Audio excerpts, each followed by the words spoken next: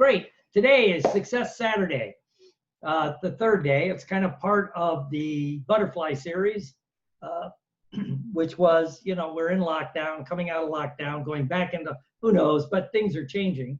But people use that analogy of the butterfly because you're a caterpillar, you go into a cocoon, you come out a butterfly. And so many people use this downtime to take classes, to study, to work out differently. Other people did it as a time to overeat, be lazy, and do nothing, but we all made different choices. But that's neither here nor there. But whenever a lot of motivational speakers and trainers use the butterfly analogy, but not all really stress for the fact that there's 3 or 4 things you got to consider with the butterfly analogy. Number one is you totally lock yourself off. That's fine. But you have to, that caterpillar totally reinvents itself from the DNA up. You know, if you cut it open halfway through, it's just a gelatinous mass, I guess they say, right? It is not, you know, it has to totally reinvent itself, right? It melts down and reforms. So it's not a slight change. And when it comes out, it's totally different. And who knows, it may be a painful process. We don't know. We're not caterpillars going into butterflies. It may not be painful. It may be painful. But the other thing I always stress, and only a couple other people, is when that caterpillar now morphs into the butterfly, when it first comes out, it's totally vulnerable.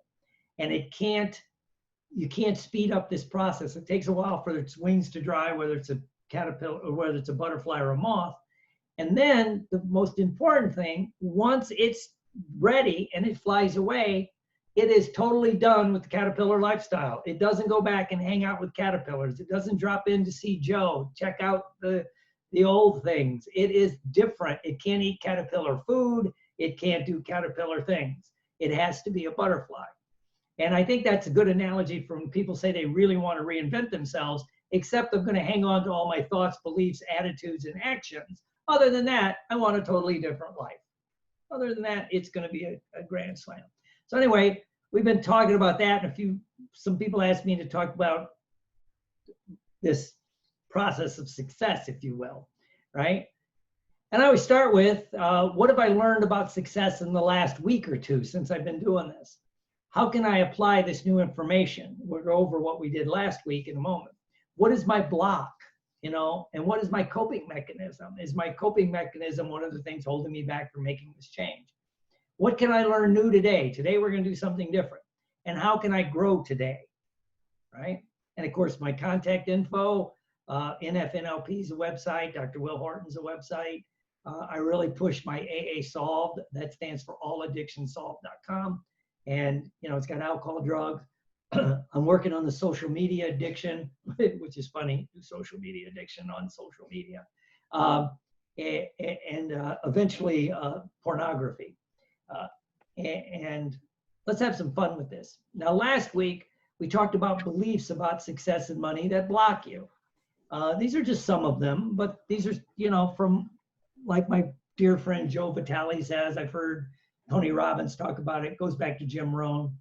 And goes back to, what's his name? You need to check up from the neck up guy, Zig Ziglar, right? But these are some of the beliefs, attitudes, values that they're like meta programs that for us NLPers, that if they get in there, it's going to really steer you, right? One, it's selfish to want a lot of money or success. Why would you want that much money, right? It's selfish. It's just selfish. And you see it manifest, a review for last week. How does it manifest itself? If you or someone you know have ever said, no one's worth that kind of money. When you see an athlete sign a $100 million contract, or an actor, you find out he got like $47 million for a movie, you know, or 60, what was it?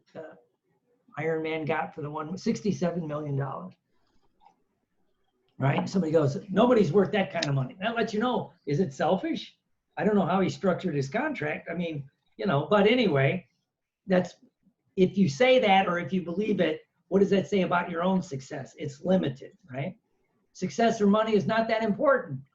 There are more important things. And you know, when you look at these, you have to ask, are these true? are these kind of beliefs and attitudes true? And are they totally true or partially true? This one, it's not that important. It's partially true. You need health, but you could argue if you're successful in your money and your career, it's probably easier to get better health care in America anyway. So it's not that important, but it's important, right? So you got to look at it. But is it useful, right? And again, some of these, they become default to excuse you not being successful. More success, like money or fame, whatever it is more problems.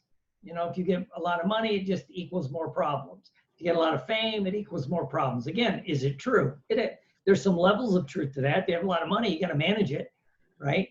But you can hire people to manage it or whatever. Same with fame, right? But many people, when they say, you know, money's nothing but a problem, but they also, if they have problems, they also know money can solve a lot of your problems, you know? It's not spiritual to have success, fame, or money, right? It's like spiritual snobbery if you have that attitude. You know, I'm more spiritual than you because I'm poor, you know? So that could be one, you know, and that could also go for fame or it's not just success or fame, whatever it happens to be. You know, I don't deserve good things. That's a big underlying one. We spent that was like the first thing we talked about, not feeling good enough, not feeling worthy, not feeling deserving, right? Money doesn't grow on trees, you know, that's an interesting one. Which the underlying thing is you got to work. What does that mean? Well, is it okay to get unearned income? Is it okay to have money come to you in unexpected ways? You know, this one really comes out of the Depression, and it's a scarcity mindset, that there's a scarcity of it. And right now, flowing in the American economy, God knows how many trillions of dollars, and they're printing more all the time, right? One belief a lot of people have is it takes money or connections to make it. Again, is this true? Well, if you have money and connections, it might, but how many times we see rich people with connections go broke?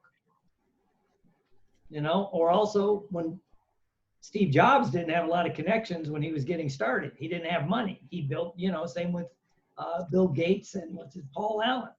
So, and again, this is a great one. This will stop you from even trying. I don't have the money to do it. I don't have the connections, right? You know, and your block in beliefs revealed in these, in the feelings about these things. Your blocks is revealed in how you feel about these basic things. And, you know, some may resonate with you, some may not. But anyway, it's something to think about. So general rules, what we're talking about now, we're going to talk about, that was like beliefs about that hold you back. What about rules for success, rules for prosperity? Well, what we're going to talk about today is mostly beliefs and attitudes and outlook. You know, it's kind of like we talk about those beliefs that hold you back or meta programs that set you back. Let's talk about the meta programs for success and the trap that people fall into. And you see it all the time, especially on like social media now. And that is like, you want to be rich, you got to live like you're poor. All, you know, really, really rich people live like they're poor. I was just talking to somebody about this. I go, really? Have you been by the richest area in your town? Do these people hide their wealth? You know, when I used to live in, I worked in, had an apartment in Deerfield Beach, right by some of the most expensive house in America was there for a while. And you drive down that street, A1A, called, like in a lot of areas, called the Millionaire Mile. You saw Bentleys, you saw Rolls Royces. There was the bay was on this side, the ocean was on this side, and there were multi-million-dollar yachts that rarely moved.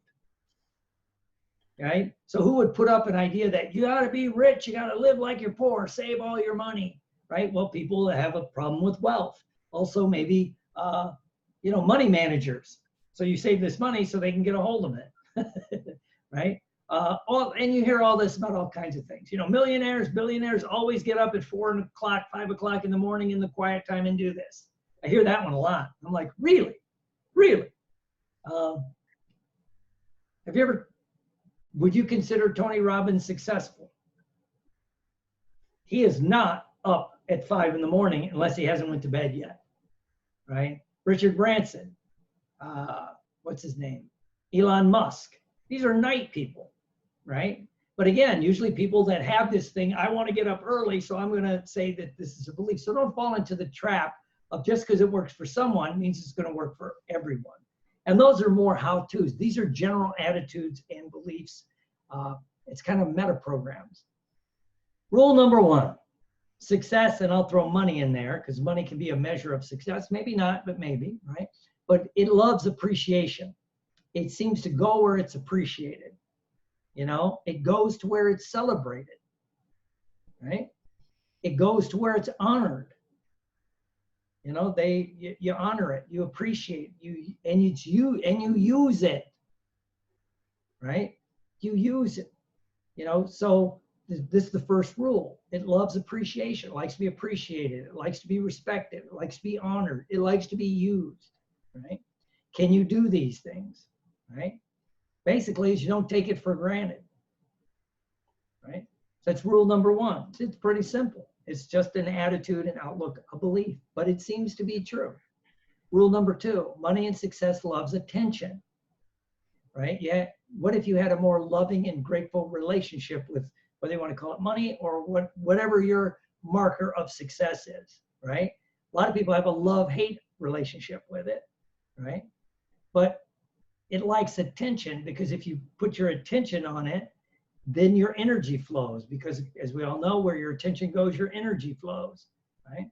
And so if your intention is to be more successful, to have more money, to have a great physical body, to have a good relationship, well, that's your intention. Do you put your attention on your intention? I always have to do my vocal warm-ups before I try to say this fast, right? And again, because you could have a great intention, but if you don't put any attention on it, you're not putting any energy into it. And attention creates action or movement. Intention is a thought. I intend to do this, but my attention, I'll put my attention on it. I'm going to take some steps to do it. So you need to give more conscious attention to whatever it is you want, whatever this success is, money or business success or your relationship or your physical body, whatever it is that you're working on. Rule number 3, and I'm putting asterisks on this because rule 3 and 6 kind of go together. Success and money, whether it's money, fame, health, whatever it is, seeks its own level, right? And it gives it energy, so it's putting it out and it wants more of that energy back. You know, if you rarely see the super fit, healthy, vibrant person wanting to spend a lot of time with a whole bunch of people that are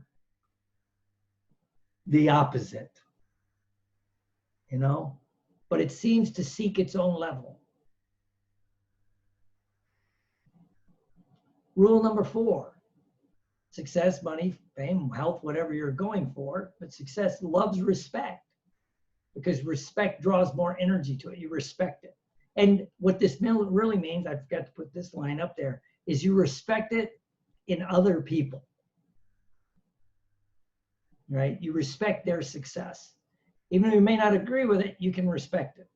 You know, it's like, I respect their work. I respect what they've accomplished, right? Again, because if you think, oh, well, they're just liars, cheaters, and thieves, well, if there's no respect there, what's that telling your subconscious mind about your success, whether it's health, wealth, whatever it is you want, right? And people who downplay it don't respect it.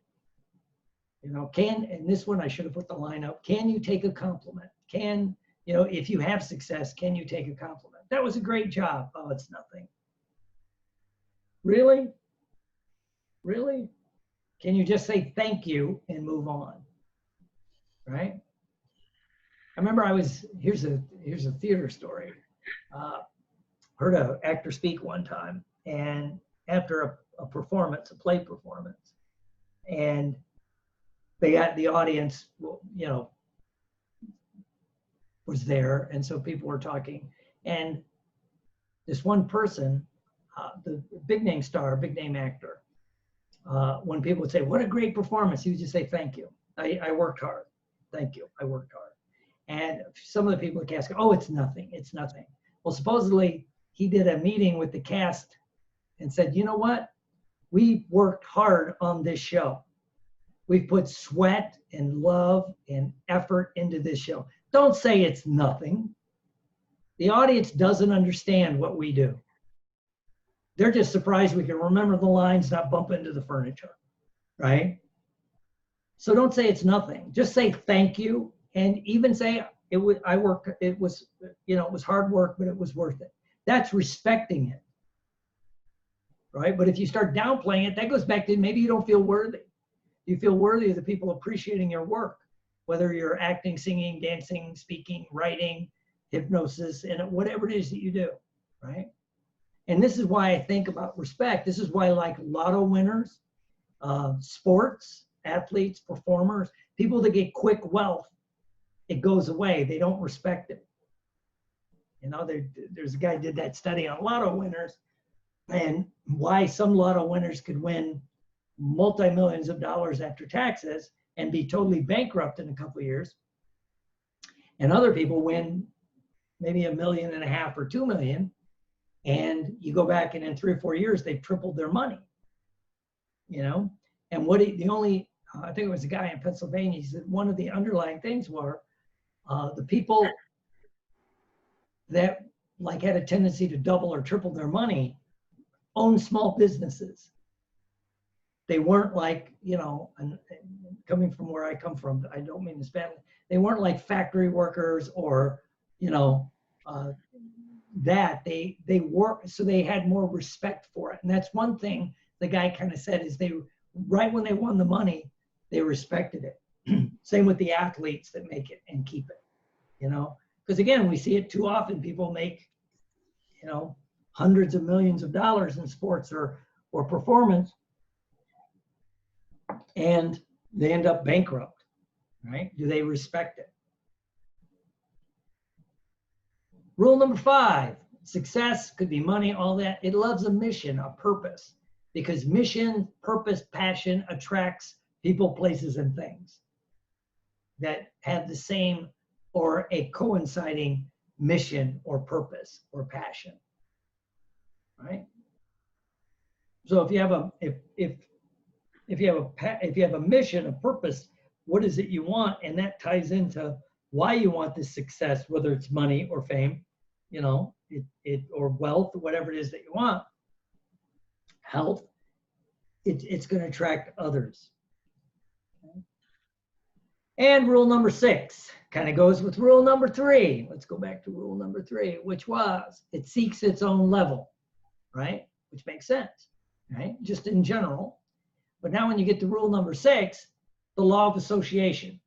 I always say, you may not rise to the level of your dreams, but you will always fall to the level of your associates. And, you know, because the people you hang out with the most represent your subconscious mind, right? And again, you will seek them out, they'll seek you out, right?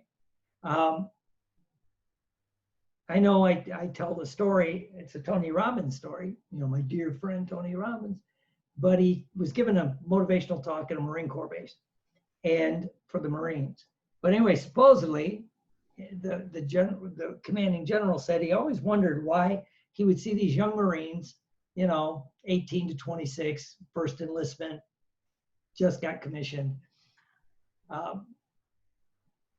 were great. They were, well, if you're a Marine, you work out every day, you're in shape, you don't carry a certain standard, they kick you out pretty quick, right? He goes, so they're 4-0 Marines, they're squared away, right? And then they complete their first tour of duty and they get out. And then you run into them a couple years later and you're like, what happened to the guy that was the squared away Marine, right? Well, is it that people are inherently lazy? Is it this? There's probably a lot of that going on, but also while you're in, the people you're basically with almost every waking moment of your day are fellow Marines, right? You see it in Army Ranger units and SEAL teams and all this. It's like they're holding you to a higher standard. So you hold yourself to a higher standard. So if you get out of that group and you start hanging around with people that as soon as they get off work, they want to get to the bar and have a couple beers and some peanuts, and they never work out. They never do this, right? It's not going to work. So who are you hanging out with? You know, next week we're going to do a cool thing based on something I learned from one of my students, the buddy board, and it's kind of going to go with this, right? But this is why with this law of association, why you see fit people hang out with fit people, rich people hang out with rich people, right? And it's, you could say whatever you want. It's just that like you're not going to, you know, what happens to those athletes that like sign a big contract and they never want, they go back to the old neighborhoods, and it's almost like I'm going to raise everybody around me up. Well, how often do we see the opposite? Those people tear you down. Coming from the world I come from, I always think of addictions, where if you want to be sober, you got to hang out with sober people. End of story. You know, I've never once, and I will never back off this statement. I've never seen somebody, if they were alcoholic or drug addict, just put it down and hang around with the same people and do the same things. I've personally never seen it. Maybe it's happened in the world, but generally not, you know? So you want to hang around with the people that have what you want, and you'll hold yourself accountable, you know? You know, I heard a really cool story, thinking about this because Dr. John's on the call from Southern California, and it was back when Arnold Schwarzenegger and those guys were doing when bodybuilding was exploding in the late 60s and early 70s. And right there in Venice Beach, California, that became like the mecca for bodybuilders. And I think it was Frank Zane and Bill Pearl was talking about why are all these bodybuilders coming here? You can work out anywhere. And they talked about that even though they were all in competition with each other, they liked associating with each other. Because Arnold would talk about, he'd see the gains that like Mike Mincer was making, you know, and things like that. So who are your associates, right? So next week, we're going to do a whole class, a little thing on this, right? And I know this is kind of hard to read, so I apologize. But, you know, if you hang around with 5 confident people, you'll be the 6th. If you hang around with 5 intelligent people, you'll be the 6th. If you hang around with 5 millionaires, you'll be the 6th millionaire. If you hang around with 5 idiots, you'll be the 6th idiot, right? And if you hang around with enough idiots, you'll be elected to Congress. I'm here till Thursday. Tell your friends. Tough crowd. Anyway, so you know, what is it you want, right? What is it you want? And so, you know, next week we're going to talk about. Well, my buddy Albert's on there. You know, Albert Bramante, Dr. Bramante, he's got his doctorate in clinical psychology, but he's also an agent for actors. And, you know, they always talk about if you want to be a working actor, you need to go to where there's working actors and you need to hang out with working actors. It only makes sense, you know. I could tell a story. There was a lady by us. She got into acting a little bit later in life, probably her 30s, took it very seriously, was doing community theater. And community theater can be brilliant. There can be brilliant people in community theater. Because down here in Florida, especially, I'll just tell a story. I was in a play. Every one of us on that stage had been a professional actor, right?